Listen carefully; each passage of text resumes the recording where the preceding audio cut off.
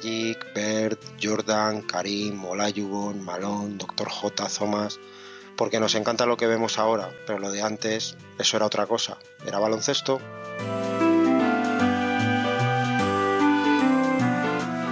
Llevamos esto, no sabemos muy bien a dónde, entre mi compañero Manuel y quien nos habla, José Manuel.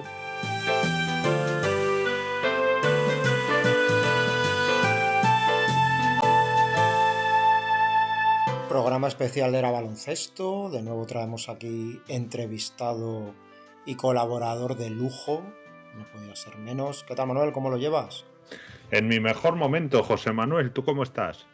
Pues deseando escuchar como entrevistas a Gonzalo Vázquez acompañado por el gran Óscar Villares. Así que yo me retiro y no perdamos más tiempo. Comenzamos.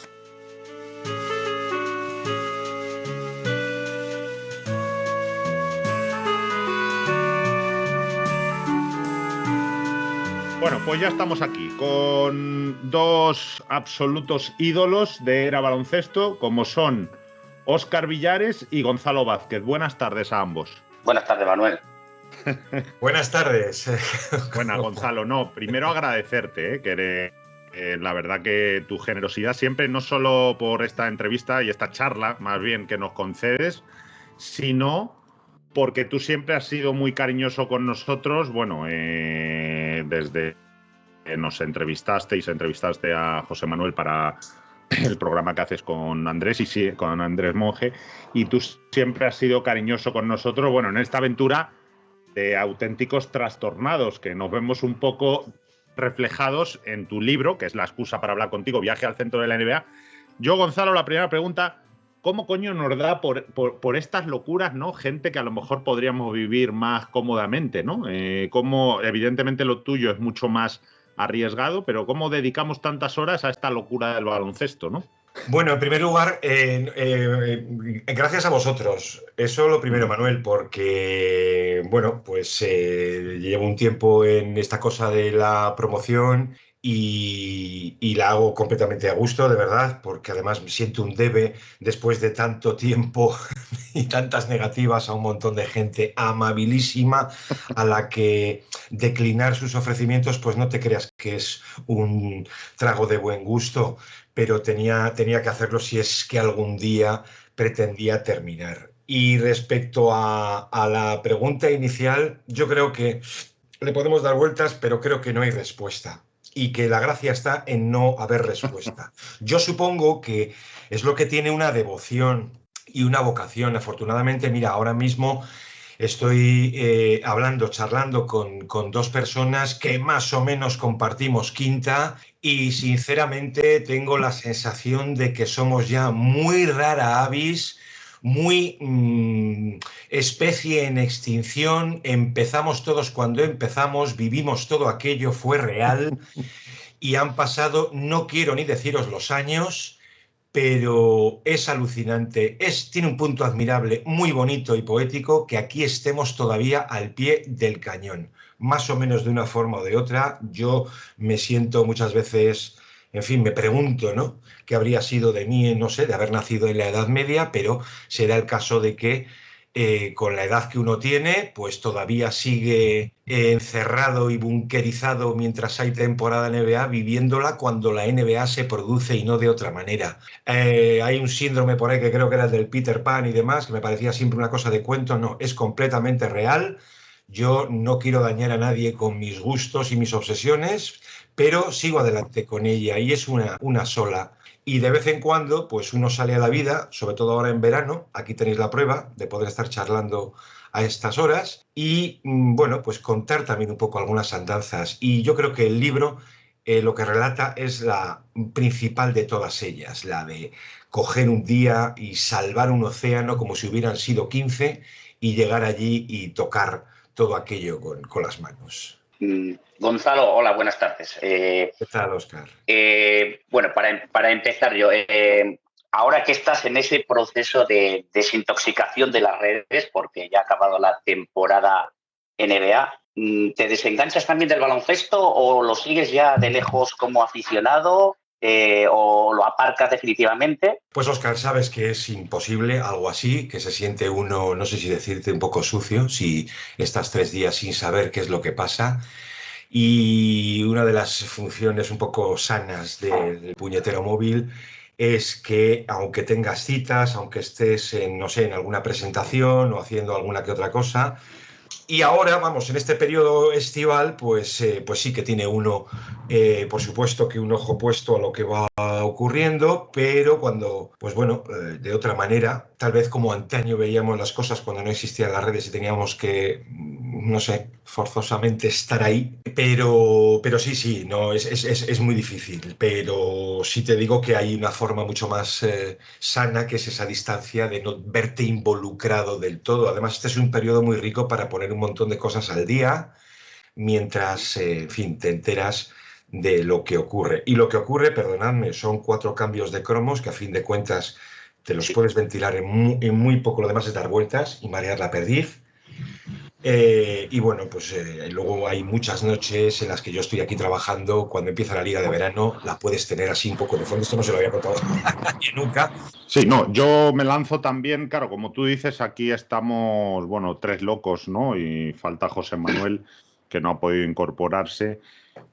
Claro, Oscar lleva con su libro sobre los Blazers, ¿no? Que empezó con el año del 77 y es una historia hasta ese anillo que lo acabará, nosotros con esto, tú con múltiples libros, todo lo del foro ACB, los podcasts que has hecho. Tú, yendo un poco al baloncesto antiguo, ¿no? Claro, yo muchas veces cuando se habla del baloncesto de los 60, los 70, un poco los 80, sobre todo al inicio, claro, ahí queda un poco, yendo a tu libro, claro, tú ahí cuentas que no es lo mismo, ¿no? Ni siquiera verlo por televisión, que estar en vivo, claro. Todas esas hazañas a España han llegado muy de oídas y yo creo que en eso se peca un poco, ¿no? Del adanismo, ¿no? Del decir, no, es que es ahora, ¿no? Cuando vemos todo, cuando la NBA ha tenido mucha gente que se incorpora, ¿no? El éxito, el no sé qué, digo, joder, cada época ha tenido, por ejemplo, el tema de la competitividad, ¿no? Que yo siempre digo que no ha cambiado, y cómo esos mitos que tú cuentas y cómo, me gusta mucho en el libro, cómo vas desgranando la personalidad de jugadores, incluso entrenadores y periodistas, ¿no? En cada uno de, cuando tú lo veías en vivo, ¿no? Que eso, claro, si no hay alguien que se haya metido, que sí que hay libros, hay muchas cosas, pero claro, a España no llega todo, ¿no? Para empezar, no está todo traducido. Tú esto cuando estabas viviéndolo allí, y tú que eres también un estudioso de la historia, claro, ¿cómo vas relacionando todo? ¿Tú realmente ves que ha habido una evolución más allá de la internacionalización y de la televisión o todo eso? ¿O ves que esa lucha competitiva, ¿no? Esa competitividad que ha habido, ese morder, ¿no? Desde los Celtics de Russell, siempre ha estado ahí, ¿no? Y cómo venderlo, ¿no? Que no sé si se podrá vender, como tú dices, ya somos rara avis, ¿no? Los que quizá a lo mejor buceamos un poco en el pasado. No, y los que seguimos vivos con esto. Claro. Es que yo creo que o sea, hay una perspectiva muy diferente entre toda aquella gente, en fin, un sector masivo de personas que cuando la vida real se echa encima, cuando la cosa de cerca de las estrellas desaparece y pasa, digamos, al canal privado en aquellos años, pues hombre, lógicamente se van poco a poco distanciando, porque la vida te va llevando y en la vida cabe absolutamente todo. Hay una diferencia muy grande en el trato hacia la NBA en tiempo presente, y me da lo mismo año 2000, 2010, 2020, hoy día, y ahí os incluyo a vosotros, ver que efectivamente uno puede, bueno, pues cuestionar más o menos algunas cosas, solo faltaría, pero no tiene nada que ver en fin, con ese mantra pues absurdo y ridículo de que antes todo esto era maravilloso y ahora es una... No, eso no le doy ninguna importancia. Yo lo he ido viendo además a lo largo de los años. Creo que es un síndrome, decías lo del adanismo, es absolutamente permanente, no tiene tampoco por qué, no tiene ningún patrimonio geográfico para entendernos, ¿no? Cuando uno le echa un vistazo, por poneros un ejemplo, te metes en la biografía de Samson, por ejemplo, creo que era de Lazenby, fíjate, hace ya muchos años, y al inicio hay unas palabras de Russell, del Señor de los Anillos, cuestionando los fundamentos de los jugadores, así en general y particularmente de los grandes, entrando la década de los 80. Es decir, eso que nos llega muchas veces, hoy en día que tenemos acceso a tanta información, vamos a llamarla así, pero bueno, tanta declaración, tanta baratija de que pues he hablado con y mira lo que dice, ¿no? Época de Gilbert Arenas poniendo a caldo no sé qué, es decir, ese tipo de cosas, sí, es que no deja de ser más que contribución al ruido, cuestionando efectivamente todo y que, bueno, pues imagínate, ¿no? Que LeBron en los 90 no se habría... Sabéis perfectamente a lo que me refiero. Es absurdo, Sí, es sí. completamente absurdo. Los tiempos cambian, nosotros hemos conocido, yo fui muy crítico con la herencia dolorosa de los duros años 90, con el cambio de siglo, no se sabía muy bien de qué iba el baloncesto todavía. Esto cuando tiene lugar el proceso de ingeniería en el reglamento para abrir todo aquello, hay unos años entre el año 99 y 2004 en que, en fin, quitando a los Kings de Adelman, a los Mavs de Nelson y, por supuesto, cuando D'Antoni, Nash y demás deciden abrir las ventanas para que corra el aire fresco por fin, pues son años muy, muy, muy duros y yo recuerdo de publicar una serie de, vamos, de 2 entregas. Era así como una especie de decálogo de un SOS, porque verdaderamente los periodos de transición son muy difíciles en todo orden de cosas, ¿no? Sales de un periodo anterior que agoniza, estás entrando en uno nuevo y no se sabe muy bien a qué. Fueron años duros. Yo las finales de 2003, por ejemplo, entre Spurs y Nets, pues bueno, veías un poco que había mucha gente como muy crítica con aquel baloncesto. A mí me encantaba exactamente igual, pero sí que podía haber algunas lagunas, sobre todo en estático, se permitía, todavía había mucho contacto, mucha congestión, y decías, joder, esto tiene que ser superado, y efectivamente fue superado. Vamos, fue superado que en 20 años fue demasiado superado. En el Claro. sentido de que todos podemos acordar, los que hemos visto esto desde hace ya muchos años, que el ataque ha ido incluso demasiado lejos, ¿no? Y que luego la solución estaba en permitir, si no hay que romperse mucho las cosas, esto no son ecuaciones de Lorentz ni nada, es simplemente deje usted, permita un poco más de contacto, inhiba el silbato algo más y ya verá cómo las cosas más o menos se reordenan. Y lo que, particularmente, lo que hemos visto esta segunda mitad de temporada, a mí me ha gustado mucho por una cuestión de equilibrio. Y todo lo que preguntabas de estar allí y demás, bueno, cuando estás allí se te abre, digamos, aquella Biblia que tenías como cerrado y que la imaginabas como si fueran cuentos que uno había leído y que, en fin, tenían una gran forma, pero mucha ficción, pues compruebas que es completamente real. Lo bueno, lo bonito de estar allí es presenciar, es descubrir por ti mismo dónde está la verdad, dónde estaba la verdad de todo aquello, y descubrir también algunas, no voy a decir mentiras, pero verdades ocultas. Esa era la mejor parte. Y respecto a lo de la personalidad y demás, me parece fundamental. Me parece que es de las cosas más ricas que yo sentía más ganas de contar. Cómo eran determinadas personalidades, cómo eran determinados jugadores, por qué unos actuaban así delante de las cámaras, por qué otros no. Yo te voy a hacer dos cuestiones pequeñitas, cortitas y al pie. La primera es, cuéntanos a grosso modo, para esta gente que nos va a escuchar y que no ha leído todavía tu libro, pues qué nos vamos a encontrar en él, ¿no? Y así los podemos traer al raíz. Y la segunda es, ¿qué consejo le daría el Gonzalo que está hablando hoy con nosotros a aquel Gonzalo que emprendió esa aventura en su día de cruzar al charco y aventurarse a algo que muy poco se atreverían? Bueno, vamos a ver, el consejo que le daría a Gonzalo que se fue después de haberlo vivido y haber tenido una perspectiva amplia, sobre todo con la distancia del tiempo, que es lo que permite asentar mucho los recuerdos y la memoria. Había una parte de mí que decía, bueno, esto tienes que contarlo ahora que lo tienes tan fresco, y no, me di cuenta de que no, de que tenía que pasar el tiempo para que, bueno, pues armonizase un poco aquello que uno vivía. Y creo que lo que quedaba del recuerdo era o es lo que verdaderamente merece ser contado, por lo menos tal y como uno lo vivió. Y el consejo que le daría a aquel Gonzalo es que tuviese menos miedo con aquellas primeras batallas y un infierno precario, tan precario como guardaba silencio durante un tiempo, que tuviese menos miedo a la hora de abordar a los jugadores, porque aquello al principio me abrumaba tanto, o sea, tanto. Imaginad cualquier jugador, pues tenerlo para ti a medio metro, cuando estabas en los vestuarios, lo tenías para ti y completamente libertad para acercarte a ellos, etcétera, que eran la mayoría inmensamente educados, ¿no?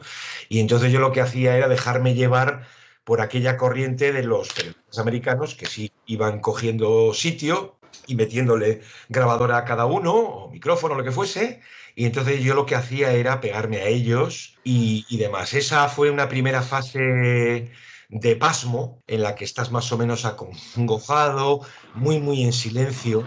Y la otra pregunta, Óscar, que me decías es básicamente qué es lo que se va a encontrar o que se va a encontrar un lector, digamos, en un libro tan extenso y bueno, pues tan personal. Pues aquí podría dar muchas vueltas, pero creo que si tuviese que resumir dónde está lo más valioso de una obra así, de verdad os lo digo, creo que es adentrar al lector, hacer yo de cámara, introduciendo a ese potencial lector a las arterias, a las venas y al estómago de la mismísima NBA.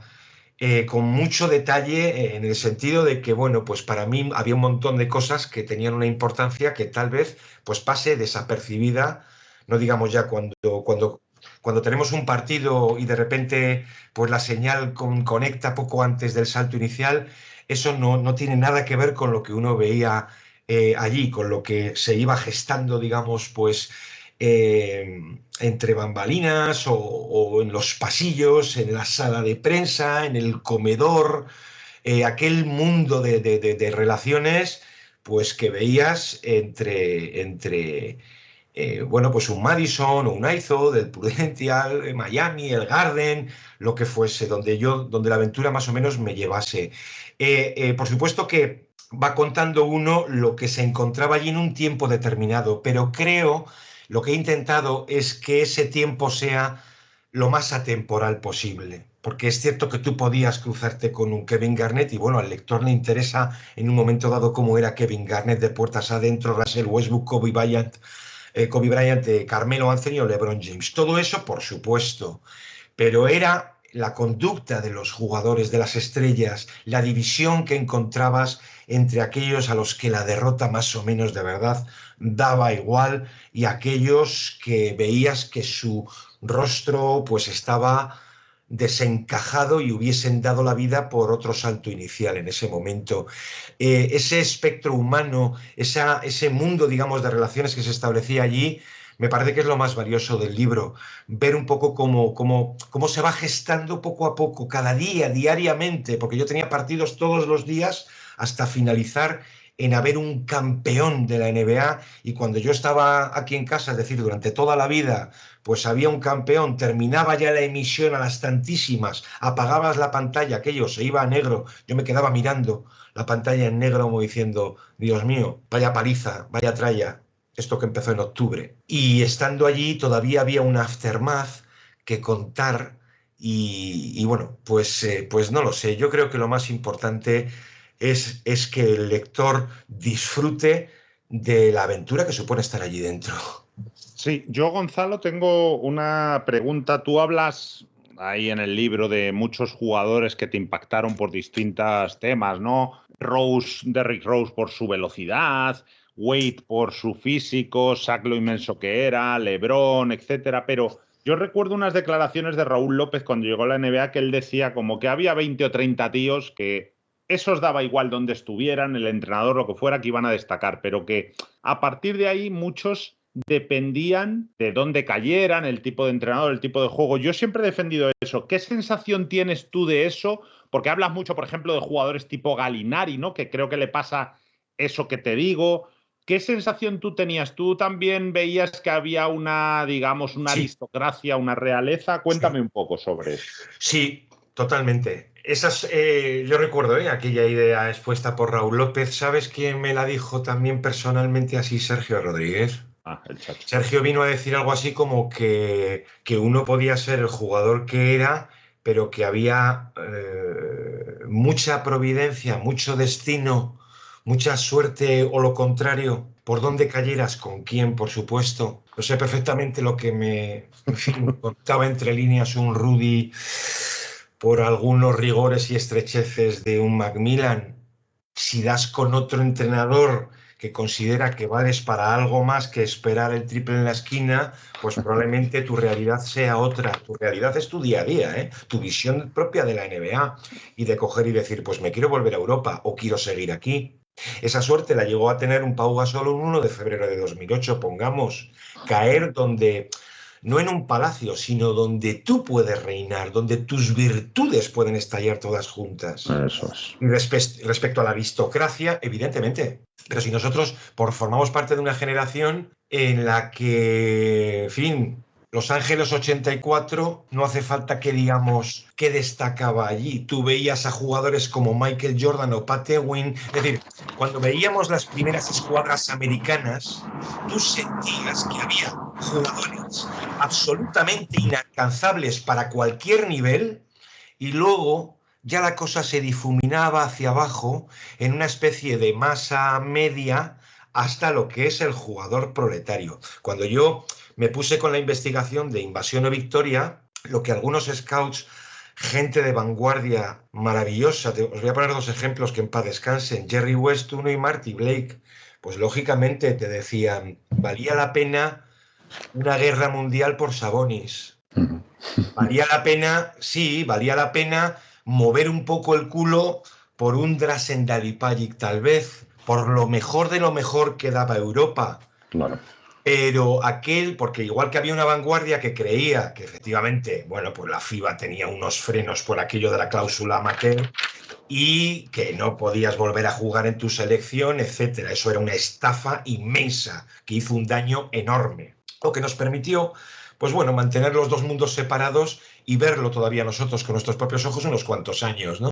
Pero la masa media, lo que hizo Oscar Smith el verano 4 en las cosas realizadas por los Nets, digamos, pero si se comía allí a más de la masa media del equipo. Es decir, que la vanguardia de aquí era perfectamente integrable allí, ¿vale? Y a la hora de competir propiamente, yo creo que se toca el tope en dejarse llevar los americanos con lo que llevaban en Sydney, ¿no? En Sydney el baloncesto de los americanos es vergonzante, pero fue suficiente para llevarse el oro. Y ahí hay una crisis total en el sentido de que juntan una banda para Indianápolis y se pegan el trastazo, porque el baloncesto internacional en sus mejores versiones, aquella Yugoslavia todavía, Argentina, etcétera, pues eran equipos y bloques muy bien armados y ahí se tienen que poner las pilas nuevamente, ¿vale? Y rearmarse del todo, porque si no, pues te pueden hacer daño. Pero respecto a la aristocracia y a los mejores de los mejores, yo creo que han cambiado muy poco las cosas. Es decir, fíjate, hoy en día tenemos a monstruos internacionales como Jokic, Luka, Giannis, ¿no? Pero lo mejor que han dado los americanos, eso es algo que ese país inmenso, en su mejor néctar, va a seguir dando durante todo el siglo.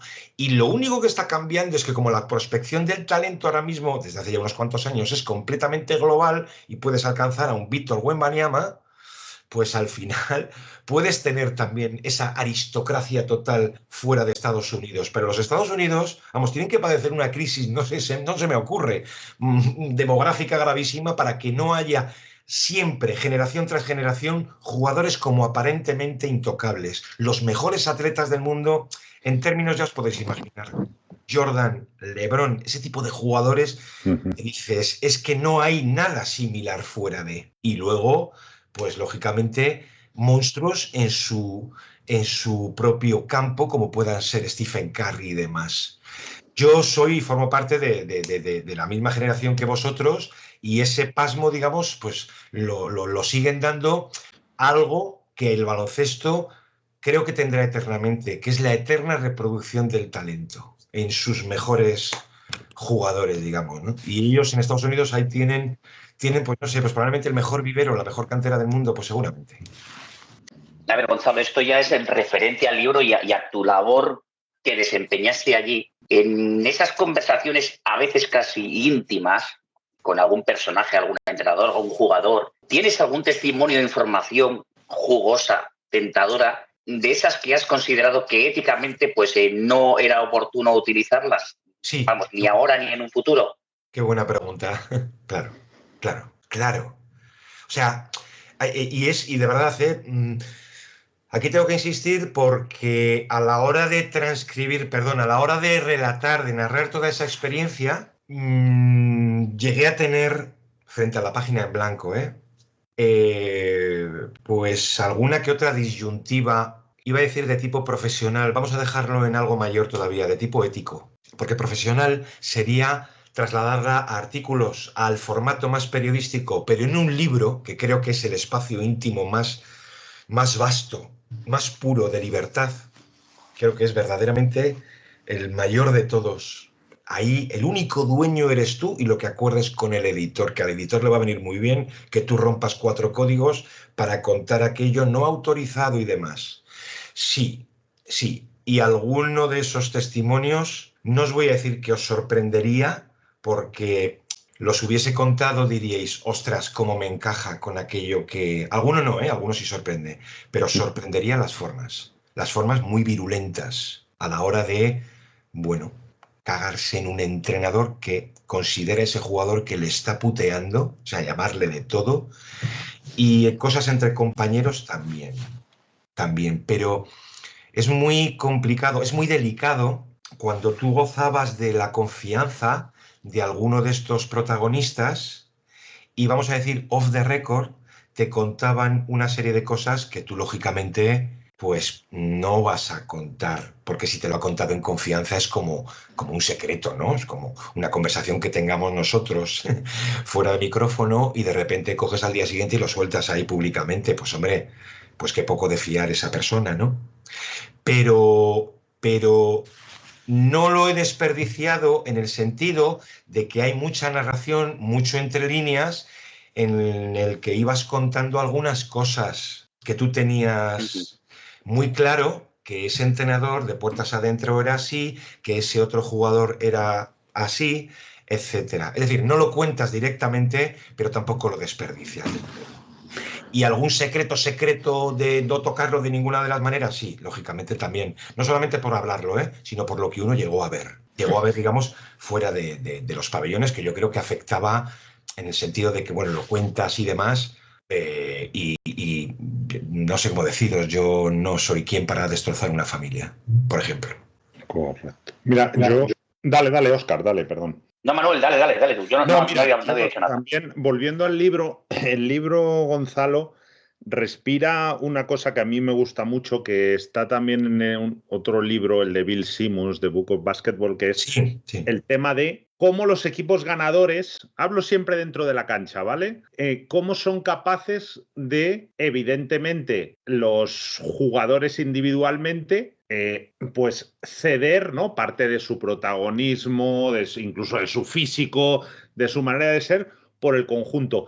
Y cómo también no necesariamente el llevarse bien fuera de la cancha repercute dentro. Siempre creo que es mejor porque es una experiencia más agradable ir llevándote, pero sí tengo claro, y eso se ve en tu libro, como las dinámicas, ¿no? Tú lo ves, hablas más de Nueva York, que es donde estabas, que no era un equipo campeón, pero sí vas viendo cómo van cogiendo rachas y cómo cuando son capaces de engranar, pero lo cuentas bien en los playoffs, sobre todo con los Celtics, ¿no? Que es a los que más puedes seguir, pero pasa con el anillo de Dallas. Entonces, tú eso realmente, yo creo que eso lo cuentas bien, cómo se iba viendo incluso dentro de la propia prensa, aunque bueno, al final también nos subimos al caballo ganador, ¿no? Que eso es evidente, que a nosotros nos pasa cuando hablamos de... Pero yo creo que sí se ve esa dinámica, ¿no? ¿Tú qué opinas de eso, de el dentro de la cancha, el fuera de la cancha, eso, cómo lo viviste tú allí, ¿no? Con esos equipos campeones que fueron los Lakers, que no seguiste tanto, y Dallas, pero bueno, que... Sí, no, escucha, nos subimos al caballo ganador como no nos queda otro remedio, porque al final Nosotros somos testigos, es decir, nos subimos a la realidad. Eso es. A mí la parte que más me fascinaba de todo aquello es como algunos roces, ese no te soporto como compañero, se indultaban dentro de las 4 líneas. Os voy a Perdón, te poner interrumpo. Con Ray Allen es manifiesto, que se ha sabido luego, fantástico. pero es que tú lo vas contando allí. Hay un caso emblemático, es lo ocurrido entre Shaquille O'Neal y Kobe Bryant, ¿de acuerdo? Sí. O sea, escenas de decir, no, o sea, mañana uno de los dos tiene que estar fuera porque esto es inasumible. Y sin embargo, fue asumible. Fue asumible durante un tiempo hasta que aquello ya, digamos, que se rompe. Pero claro, cuando se rompe, estamos hablando de 3 anillos y un subcampeonato, ¿vale? Y en el caso de Ray Allen, no sé hasta qué punto lo dejo. Creo que también dejo muchas cosas flotando en el libro porque no creo, es decir, yo creo mucho en la entidad inteligente que es el lector. Hay mucho entre líneas, en el sentido de que tú ibas contando, por ejemplo, cómo era Rondo, con quién tenía trato, cómo formaban un grupo, para entendernos, donde insisto mucho en el libro. En algunos prepartido y postpartido desaparecían Garnett, Pierce y Rondo. Rondo, aunque apareciese, se escondía a la espalda de Kendrick Perkins, pero el que daba la cara siempre allí como un caballero, se ganara o se perdiera, era Ray Allen. Y durante un tiempo yo a esto le di la explicación de que Ray Allen era un señor y era un caballero. Pero hubo muchas noches en que aquello no me parecía normal. Salías a la pista porque en el vestuario pues no había 4 restos y veías a estos en camarilla o calentando. Y resulta que cuando desaparecían estaba Ray Allen fuera y estaban ellos dentro. O sea, aquello parecía que podías decir, bueno, pues esto es natural, no pasa nada y demás. Pero te escamaba. Es decir, había algo que chirriaba por dentro. Esto ya me lo dijo también algún insider allí, ¿no? Desde no los vas a ver juntos o no vas a ver a Ray Allen en el avión con... Sobre todo en la última etapa, ¿eh? Ya cuando, en fin, antes de que Ray Allen pues se fuera a Miami, y yo le entiendo. Entiendo pues porque sí, porque lo que va ocurriendo diariamente y tal es que, bueno, pues los equipos campeones tienen mucha amistad, pero también mucha mierda que tapar. En algunos casos, en otros no, pero esto es muy humano, es un teatrillo humano también, ¿no? Pero y un apunte, Gonzalo, solo un apunte de esto, sobre que eso, Shaquille O'Neal, cuando se murió Kobe, le preguntaron por esto. Hombre, Yo claro, creo que él respondió bien diciendo, sí. oye, tú tienes hermanos, ¿no? Sí, joder, pues te peleas, ¿no? Sí, dicen, no quiere decir que no te quieras. Y otro tema, Gonzalo, unido a esto, es la edad. Muchas veces, o sea, aquí estamos hablando gente que estamos más cerca de los 50 y algunos un poquito pasados los 50. Claro, son tíos de 25, 26. Ahí el veterano tiene 30 años. Eso muchas veces, Gonzalo, se olvida porque son gente que, o sea, la maduración y la responsabilidad y el dinero llama a su puerta pues mucho antes de lo que debiera. Entonces eso muchas veces se olvida, ¿no? Y yo lo entiendo, yo entiendo esas actitudes. ¿No? Sí. Es que me está viniendo un poco... Hay de todo, ¿eh? Yo he sido siempre un enamorado de los veteranos. Me parece que la experiencia acaba permitiéndote ver todas las reacciones de los jóvenes, de en fin, las movidas que uno también llegó a ver dentro de los vestuarios. Y veías el increíble valor del veterano, pues para tapar mucho de aquello, para hablar con 2 niñatos, si se puede decir, para entendernos que se llevaban mal o que montaban un pollo.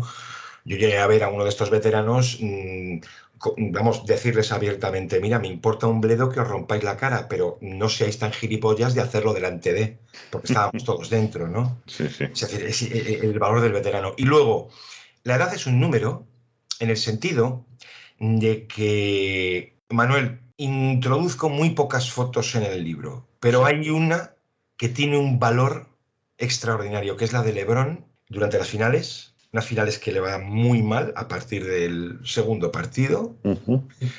Y esa imagen en que la que vemos a LeBron a solas en el vestuario frente a 20 de nosotros únicamente mirándolo, haciéndole fotos, grabándolo y LeBron llevándose la mano, yo decía, Dios mío, yo no podría Pero igual que no podríamos haber sido ni Michael Jackson, ni Jordan, ni seguramente LeBron. Porque yo decía, si tiene 25 años, si yo me recuerdo a mí con 25 años, ¿dónde estaba? ¿Qué hacía?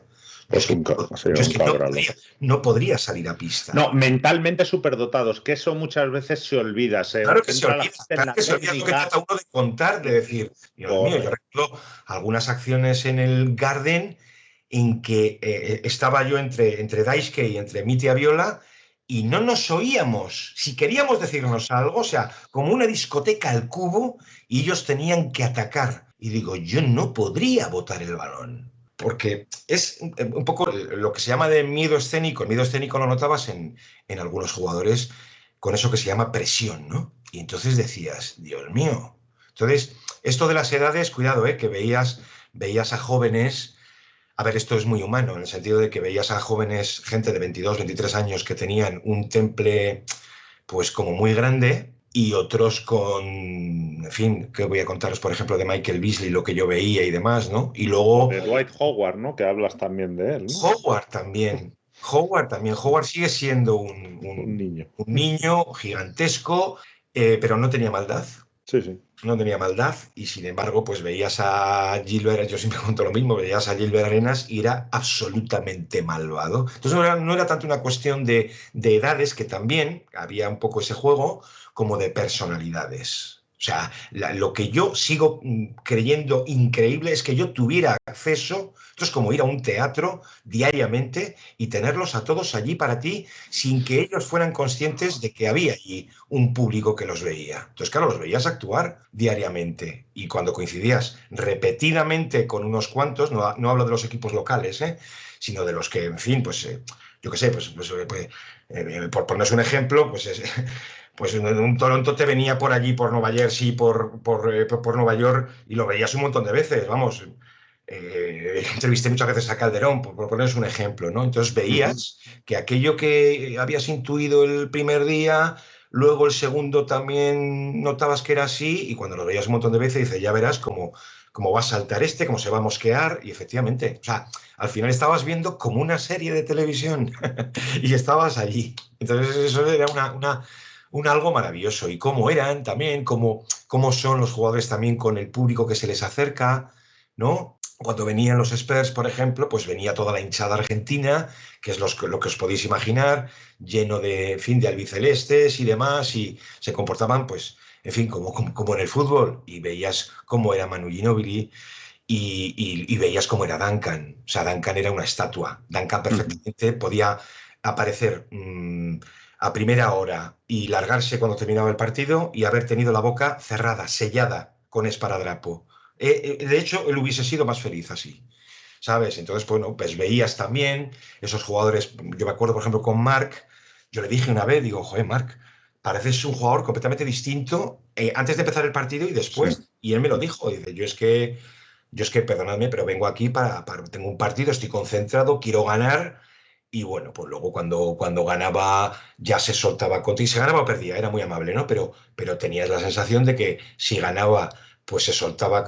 Si ganaba, la entrevista te duraba 8 minutos. Si perdía, te podía durar 2 con tus preguntas, porque te despachaba monosílabos y uno no quería abusar. Tenía que ser muy respetuoso con el dolor que algunos jugadores sufren tras una derrota. Y os estoy hablando de partidos de diciembre, de enero, de febrero. Sí. O sea, imaginaos en playoffs. Dale, Óscar.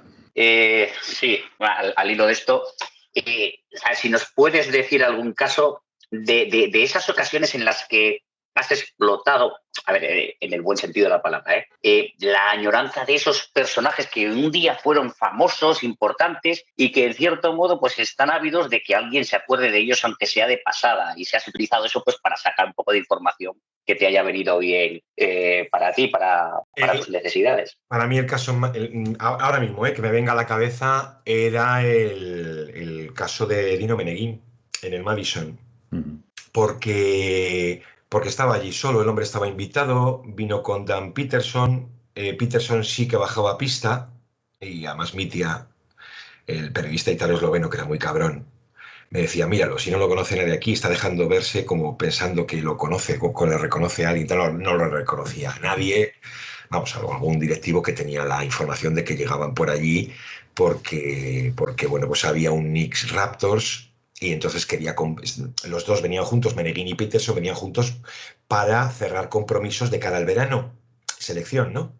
Pues se juntaban allí, pues imaginaros, Bargnani, Bellinelli, Gallinari, etcétera, ¿no?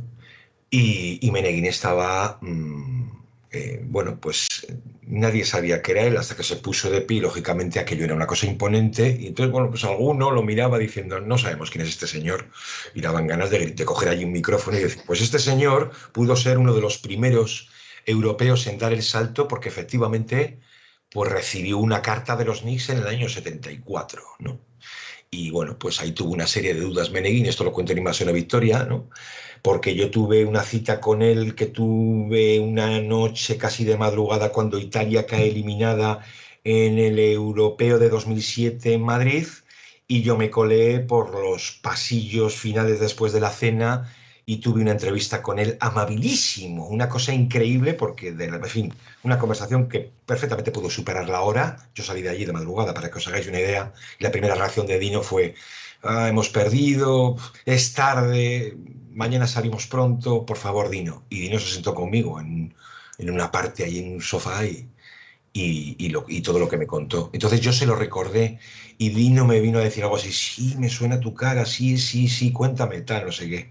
Y luego, respecto a esto que pregunta Óscar, que me parece muy bien traído, porque directivos que estaban ya retirados, os pongo un ejemplo, Ol Menéndez, pues te podían contar cosas, es decir, se llegaban a emocionar con que alguien, un absoluto desconocido, un extranjerito de medio pelo, les viniera a contar y a decir una serie de cosas. Acuérdate, en fin, si dices, pues que yo acabo abordando a Tom Henson la primera vez en un baño apartadísimo, en el IZO Center y tal, me podía haber, vamos, se podía haber llamado a seguridad diciendo, hay un loco ahí que me está hablando de un no sé qué y tal. Y sin embargo, vamos, me miró así como un dinosaurio, como era él, con medio ojo a través del espejo, y yo diciéndole, hablándole del verano del 76, una prueba que realizaron a un yugoslavo. Y entonces él se quedó así como diciendo, pero ¿y usted quién es? Eso me pasó con Lance Blancs también en un europeo cadete, cuando me presenté, porque yo le reconocí, entonces digamos que no le reconocía a nadie, y yo le dije, tú metiste una canasta de medio campo en el Palace de Detroit y tal, partido entre los Cavs y los Pistons, y entonces me miró de arriba abajo y me dice, ¿y este loco? Pero a partir de ese momento se dio cuenta de que sabía de qué iba la cosa y ya se soltó un poco más. Y en el caso de Menéndez, con aquellas personalidades ya retiradas que me ponía Walter en contacto con ellas, es increíble lo que te podían llegar a contar. O sea, se calentaban al teléfono, te contaban todos sus recuerdos y alguna vieja rencilla que pudieran tener, pues bueno, me parecía un poco excesivo en el sentido de decir, bueno, pues esto es impublicable, tampoco voy a hacer daño a este señor con el que se llevó mal y que tiene 85 años hoy en día, ¿no? ¿Sabes? Pero te sentías como muy depositario de aquellas memorias. Y ahí es cuando te das cuenta la importancia que tienen las fuentes primarias, el estar allí, todas aquellas personalidades, mitos y leyendas, para que tú les preguntaras por una prueba o una liga de verano en el año 79. Y eso no tiene comparación con nada. El periodismo a distancia es una cosa y el periodismo presencial os garantizo que, vamos, yo muchas veces me sentía abrumado porque tenías que elegir, porque de repente veías a Vila Invier allí y le decías, ¿qué le vas a preguntar? Le vas a decir, ¿por qué eras tan cabrón? ¿No? Ya lo sabe él y lo sabe el mundo, ¿no? Entonces, pues bueno, cogías y te daban ganas de decirle, ¿cómo es posible que os pegarais Ricky Mahorn y tú? Y a lo mejor te deslizaba que Ricky Mahorn no perdonó a ningún miembro del equipo una vez que salió, como si los demás fueran culpables, ¿no? Sí. Es como preguntarle a Spencer Haywood por Isaiah Thomas, ¿no? Cuando él prueba con los Pistons y Isaiah Thomas dice que no lo quiere ver ni en pintura. O Darryl Dawkins, que llegó, si recordáis, a probar también con ellos, ¿no? Porque Isaiah Thomas era muy malo, pero muy malo. Y entonces al público en general no le llegaba que el que había vetado esa incorporación era Isaiah Thomas y el núcleo duro. Sí, sí. Esto pregunta Dantley por ellos, ¿no? Pues Dantley. No, sí, eso en el último libro de Máximo.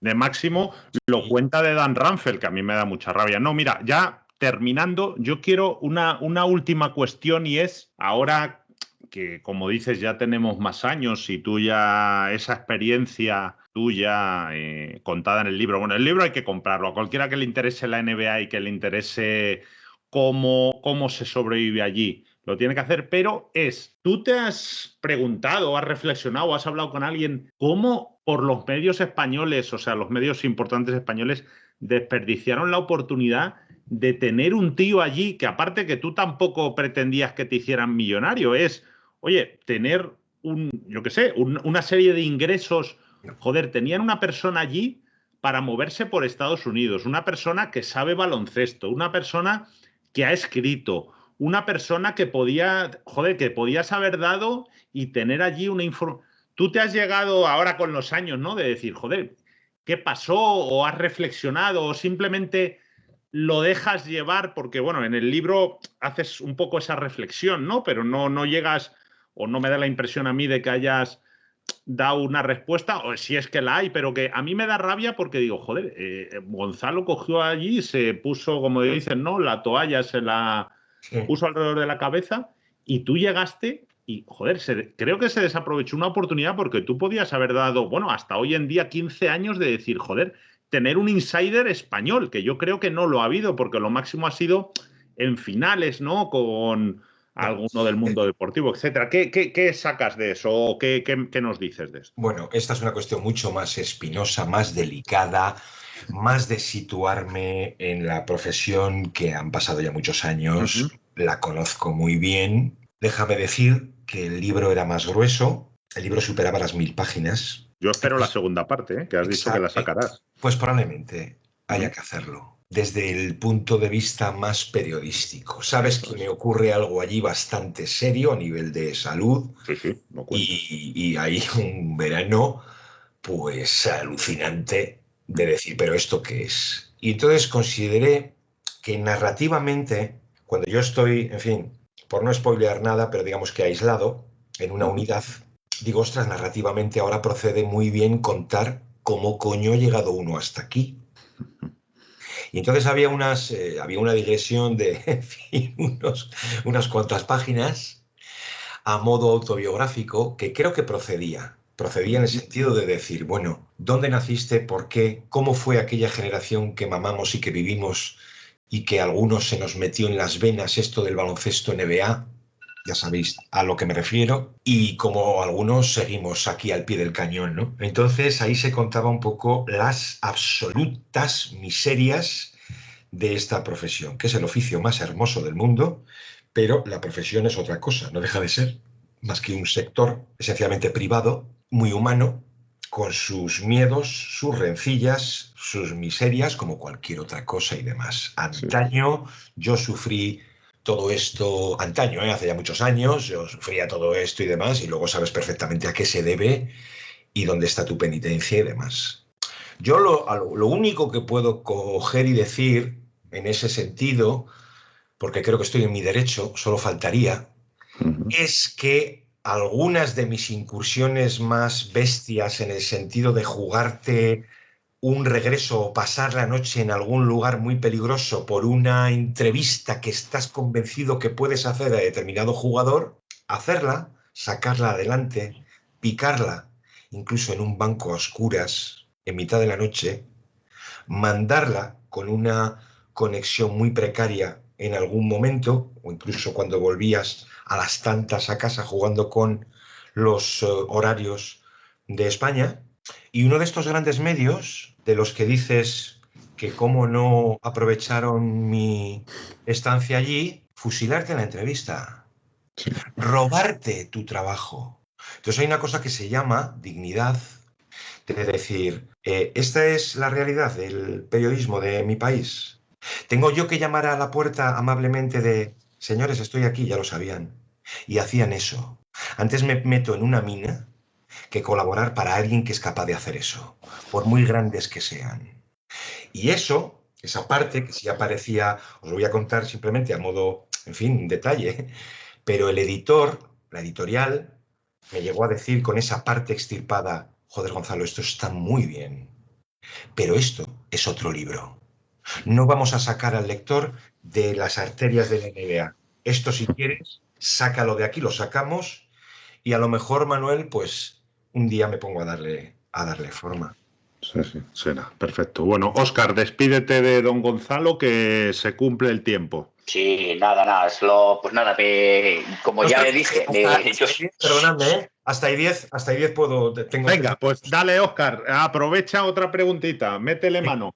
Bueno, vale, pues mira, te voy a hacer una pregunta, pero ya como pidiéndote consejo. Aprovechando pues tu experiencia como escritor, y no sé si esto te ha pasado a ti, pero que yo sí que me he visto reflejado en ello. Cuando tú escribes o te inicias una experiencia en un libro, ¿no sientes alguna vez como un síndrome de Estocolmo? Como que te sientes secuestrado por el objeto de tu investigación y a veces romantizas demasiado aquello sobre lo que vas a escribir. ¿Cómo te abstraes de eso y buscas una imparcialidad? Bueno, absolutamente. Qué maravilla, de verdad. Óscar, sí. Os voy a poner un ejemplo. Una de las investigaciones más bestias por acceso a alguna información, que aquel país es maravilloso en ese sentido, mucho más abierto informativamente que este, porque imaginad un extranjero, que extrae unos documentos y unos testimonios orales del estado de Maryland. Me refiero a lo contado en aquella última noche de Len Bias. Cuando uno se mete durante meses para desgranar unas horas allí dentro, en el colegio mayor, con Tribble, la compañía que tenían aquella noche, creedme que hay momentos en los que tú te sientes con ellos, estás allí dentro. Sabías perfectamente cuando iban a bajar, cuando iban a ponerse, digamos, una nueva partida de... Llega a ser increíble, pero es que es normal, me parece que es la parte más hermosa de algo así. Cuando tú te pones a investigar, Óscar, tú en particular, aquellos Blazers del 77, llegas a meterte tan dentro del objeto de estudio, de investigación, que llegas a sentirte uno más. Llegas a identificarte con ellos y esa es la parte más bonita de la narración. ¿Dónde están los límites? Lógicamente en la ficción, en la parte de decir, joder, el puzzle tiene 14 piezas, he conseguido 11 y me faltan estas 3. Bueno, pues estas 3 están dentro de esta cadena. Ahí tiene que aparecer la intuición del profesional, del periodista, ¿vale? Si verdaderamente te la juegas mucho, bueno, pues dejar las 2 o 3 opciones en términos de hipótesis, pero si no, únelas tú mismo, juega con ese riesgo. Porque hay momentos, yo recuerdo perfectamente aquella noche, al decir, bueno, pues esto efectivamente, cuando llaman a Ted Kennedy, es que esto había ocurrido así, es que lógicamente ya es por esto, aunque yo no haya visto esa información, aunque tenga una calva, digamos, desde las 6 menos 5 a las 6:30, pongamos, esos 35 minutos.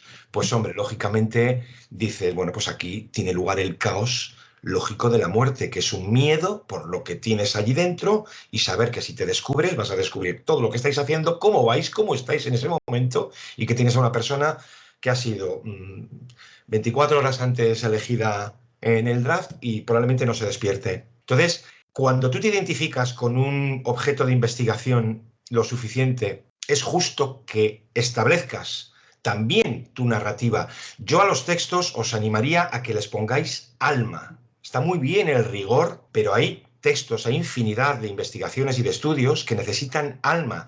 Y perdonadme, pero el espíritu y el alma lo tiene que poner el autor, porque si no va a quedar muy frío. A mí en la feria me venían lectores y me decían, ¿no? Oye, Gonzalo, estoy alucinando porque, joder, tío, es que lo cuentas todo, no sé, ¿no? Incluso, joder, pues tu vida y tal. Digo, claro, pero ¿qué pensáis que es esto? Que yo llegaba, o sea, que yo vivo todo aquello para cogerlo y poner.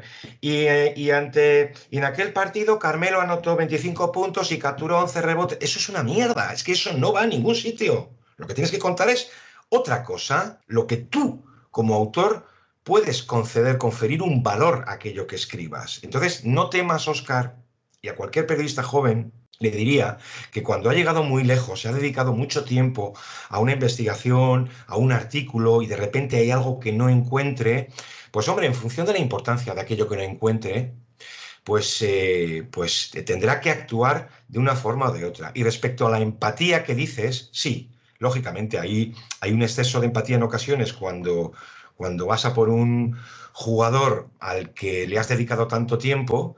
Claro que empatizas con él y no hay ningún problema en empatizar con él. Tienes tú que establecer tus límites de decir, hombre, es que estoy poniendo a este jugador, que estoy poniendo a Randy Smith, que en fin, están ahora mismo él y Michael Jordan a ese nivel. No, no es eso. Es simplemente tratar de ser justo con una calidad. A mí me pasa mucho con las leyendas del Playground, ¿eh? O sea, lo que ocurre con Raymond Lewis y demás, decías, ostras, si todos los testimonios apuntan a que era extraordinariamente buenísimo, pues lógicamente vas a dedicar líneas como muy grandiosas. Me pasaba con Manigault y demás, o con Jackie Jackson. Entonces tú sabías, dices, vamos a ver, si aquí todas las fuentes coinciden en que era grandioso, vamos a poner los pies en el suelo. ¿Hasta qué punto lo era? Y entonces, pues bueno, en aquella segunda parte en que que hay una apuesta en la que le dicen, a ver si consigues 20 mates de espaldas, y él creo que consigue 35, una cosa así.